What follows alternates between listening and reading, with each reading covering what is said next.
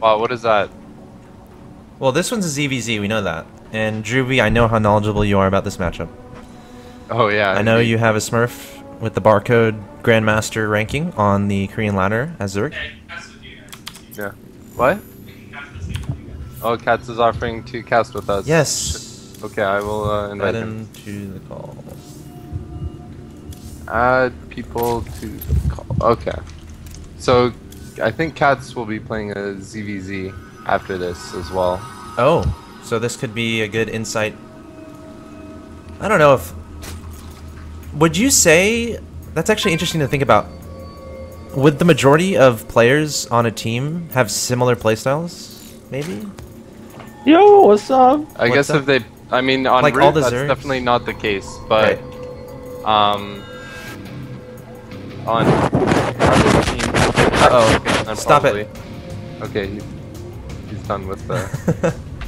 Yeah.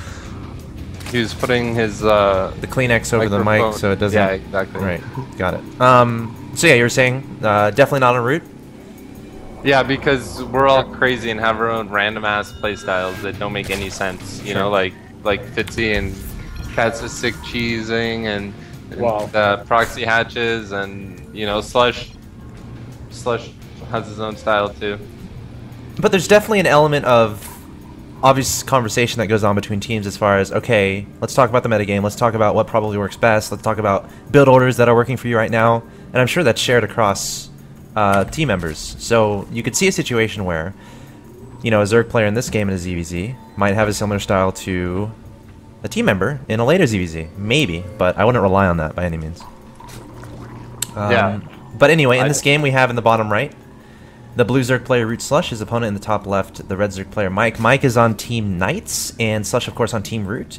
The format is not all kill. There's 4 matches, and then if the 4 matches, the players all tie up or whatever, it's 2-2, as far as, okay, Root wins 2, Knights wins 2, it goes to an ace match. First to 3 wins, of course, obviously emerges victorious. Yep. Indeed. These guys are pretty good. They're all Grandmasters, actually.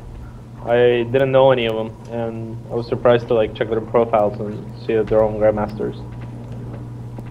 Yeah, this is the first week of ESEA, so it's not like we have a whole bunch of intel to play off of as far as, okay, what can we actually expect? Of course, you know, looking at the BattleNet profiles can be very helpful, but in this game we see faster pull here from Slush, it looks like, going for that hatchery, and I think Mike went for the hatch first, and then the pull soon after. Correct. How aggressive is Slush going to try to be here? Not aggressive at all. Actually, probably more passive than Mike. His gas is later than Mike's. Mike is gonna be the first one to get speed, and yeah, this pull first is just kind of a safety measure against early pulls in CVZ.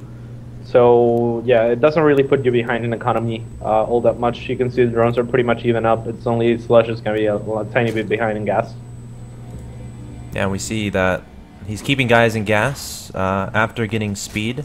A lot of players will pull out of gas in favor of getting more drones, perhaps a spine crawler, perhaps an extra queen. Mike getting a baneling nest down. And I would expect Slush to do the same thing fairly soon. I feel like skipping the baneling nest can be very dangerous, and I don't expect Slush to skip that. Would you agree? No, yeah, I'm sure he'll be... Oh, yeah, he's dropping it now. But Slush has 2 styles, one where he drops the baneling nest, which is what he's doing right now, and one where he goes for a roach warren faster. Oh. And then he makes a roach push while being safe behind it and takes his third behind that. But this baneling nest style, I suppose, is a little bit safer against all-ins, where the roach warren is more macro-oriented and to take a fast third, which he might not want to do against someone he's never played against. Yeah, I feel like the roach opening, I feel like it can be vulnerable to a lot of different all-ins from your opponent. I don't know if you would agree, but it might be dependent on, okay, can you get queens in that wall off, preventing lings from running by? How's your drone micro against banelings or something? So I'm not terribly surprised to see Slush go for this baneling nest. And we see he's making a lot of lings here, mixing in some drones as well. Meanwhile, Mike made a couple lings, but he's not going too crazy and adding on that third. So both these players have at least mid-game on their mind. Slush going to try to do some damage with these lings. And considering he made this, does he have to kill the third to make this worth it? Or is he just trying to scare units out of his opponent? Both. I think he needs to do damage here to make this worth it for sure. But Slush is up on drones right now.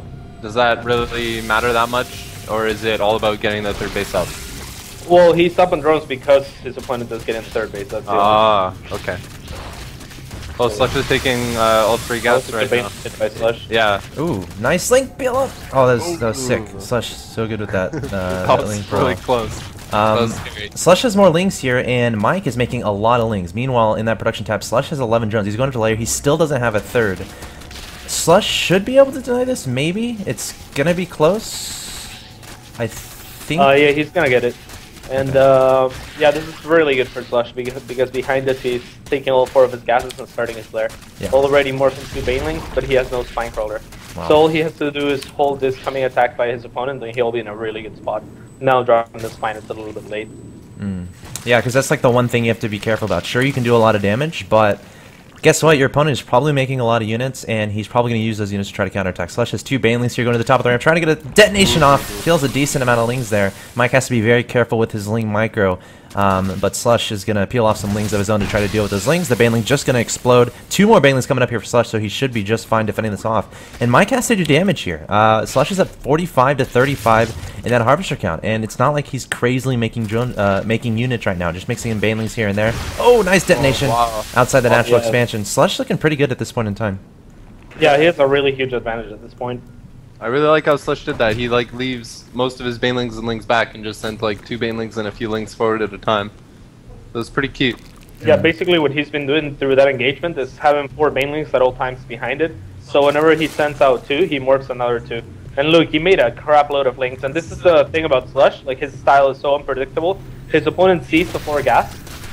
Slush has an advantage, but he doesn't give a shit. He's still gonna go and make a shitload of units and try to kill his opponent. Yeah. His opponent already has roaches, which is something that he's doing without thinking. But if I was playing Slush in this position, I'd be like, okay, I gotta catch up on drones. Sure. And then I would die to this. So Slush always does cute things like this. Unfortunately for him, again, his opponent made roaches and now has Baneling, so he's not gonna be able to do anything. So that's actually really interesting to think about, because obviously, you know, Mike is behind. He's going to want to drone up. Unfortunately for Slush, after he make all these units, Mike already has the units out to defend against it. But I guess that's okay for Slush because he can get his third down. He knows his opponent is going to be fairly passive, at least as of right now, I think. Or is Mike going to go for some sort of all-in here? No, not really, because Slush is going to have mutas by the time Mike gets to his base. Oh wow, 10 muta on the way. Yeah, that's a lot. Yeah, the thing with what Slush did is, you know, he made all these units, and basically the thought process behind it is, okay, if he has roaches, he'll stop this. If he has lings, we'll trade evenly, and I'll still be ahead in drones. If he makes drones, I'll kill him. He makes, yeah, and if he but if he makes roaches, I'll have muta coming out, and I'll still be in a really good spot. So, yeah, even though he let his opponent catch up in economy, Slush is gonna be ahead in tech. Mike is playing this really well though. He's already dropping spores everywhere, so he's pretty much ready for the muta. He's anticipating that really well. A little bit of a risk if Slush had gone for infestors. Yes. But as it is, Mike is making the best out of a scrappy start for him. Yeah. What do you think? How do you think he knew about the mutas? Was it just because he didn't scout with an overseer? It's just the gases. I mean, if you see that much gas, it's either muta or infestors. Right. I would say more than 50% of the time it's muta. And if he had gone for muta, and he didn't have spores, he would just die. So it's not a bad call at all. It's pretty standard. Alright, Slush sending a lot of units into the third base of his opponent, trying to take down the hatchery. A lot of Banelings here, though. Slush has to be incredibly careful. 2 Banelings still alive. Only 1 left. Slush trying to be cost efficient, but it's going to be difficult as Mike corners him there. And the muta's still overhead trying to do that damage, but there are spore crawlers in position. The third stays alive. Income tab shows 51 to 50. A relatively even game at this point in time. At least as far as I can see. And Mike going up to infestors. The transition for Slush already in effect. Some Zerg players will just keep making mutas, but Slush making the really early transition. What do you think about that play? That's what I usually do. I really like it. I don't like overcommitting to mutas. They're very they can lose you games really easily with good bungles. So I don't really like overcommitting. Now the thing with overcommitting with mutas is that if Slush had overcommitted, he could have probably killed the third before infestors came out. But that's a risk that he didn't want to take. So I really like the transition. Infestors are going to come out. Slush is probably going to continue to be active with his muta. and try to bait out some fungals. If he can spread his muta and have the fungals not hit a lot of units, then he's just gonna attack with the roaches and wipe his opponent out potentially. Well, Slush is making a lot of roaches. Is he like? It looks like he's gonna go for a kind of a timing attack here. Yeah. Again, those mutas are just trying to bait out potential fungals pretty soon here. Okay. Now, Wait, how all in is Slush right now with this? Pretty all in. Okay.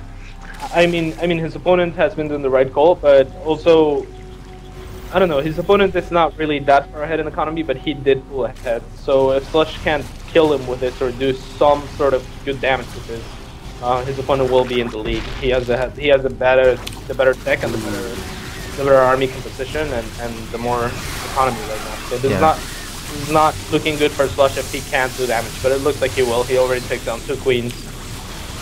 Yeah, it's 43 roaches to 24 at this point in time. Sure, there's 2 infestors on the field, but the majority of them are gone. Upgrades show very even. Muta's still in the air doing that additional damage. And there's the GG from Mike. This is a best of 3. So Slush will take game number 1. That's right. I got disconnected from BattleNet. Uh-oh. I have to play... love Slush's play. He's one of the most creative and one of the most reactive third players, I would say, in the world. He's just so fucking good at, adapting well. I don't know if you noticed, like, at his third, he took both gases, but then he didn't mind one of them, and he didn't saturate his third at all. So whenever he sees any sign of weakness, he'll completely switch his strategy. He's just very, smart, very reactive, intelligent. player. Oh, okay, yeah, I see what you're saying. Quick decision making. Yeah, it's pretty well played, and like kudos to Mike though. I felt like he kept up like very nicely. It seemed like that was even for a long time. He just didn't quite feel out when his opponent was, I guess, transitioning away from those mutas and into this all-in type play. I have to play that replay that makes all the buildings and stuff and upgrades because it was being a little laggy. And I have to do this every time I restart my computer, so it's going to be like 4 minutes if that's okay? No. Why don't... Well, that was a ZVZ, so we just saw Infestors, Roaches, Mutaling, Baneling all die. Maybe do it after this series? Okay, I'll leave this replay then.